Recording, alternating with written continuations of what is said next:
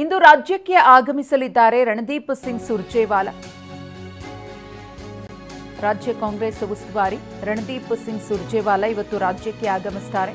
ಬೆಳಗ್ಗೆ 11 ಗಂಟೆಗೆ ಸುರ್ಜೇವಾಲಾ ಮತ್ತು ಒಂದಷ್ಟು ಮಂದಿ ಸಚಿವರ ಜೊತೆಗೆ 1-to-1 ಸಭೆ ನಡೆಯುತ್ತೆ.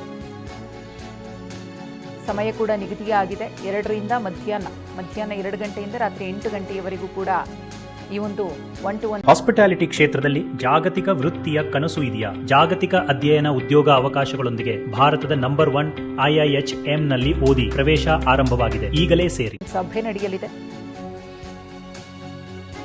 ಈಗಾಗಲೇ ಒಂದಷ್ಟು ಮಂದಿಗೆ ಸಭೆಗೆ ಬರುವಂತೆ ಬುಲಾವ್ ಕೊಡಲಾಗಿದೆ.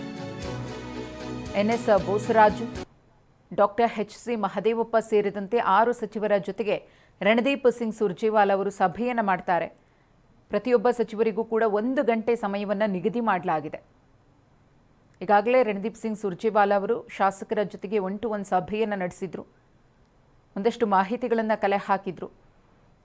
ಸಚಿವರ ಕಾರ್ಯವೈಖರಿಯ ಬಗ್ಗೆ, ಅನುದಾನ ಸೇರಿದಂತೆ ಕ್ಷೇತ್ರದಲ್ಲಿ ಆಗ್ತಾ ಇರುವಂತಹ ಸಮಸ್ಯೆಗಳು ಮತ್ತು ಸಚಿವರು ಯಾವ ರೀತಿಯಾಗಿ ಸಂಘಟನಾತ್ಮಕವಾಗಿ ಹೋಗ್ತಾ ಇದ್ದಾರೆ, ಅವರ ಸ್ಪಂದನೆ ಶಾಸಕರಿಗೆ ಹೇಗಿದೆ ಅನ್ನೋದ್ರ ಬಗ್ಗೆಯೂ ಕೂಡ ವಿವರಣೆಯನ್ನು ಕಲೆ ಹಾಕಿದ್ರು. ಇದೀಗ ಸಚಿವರ ಸರದಿ.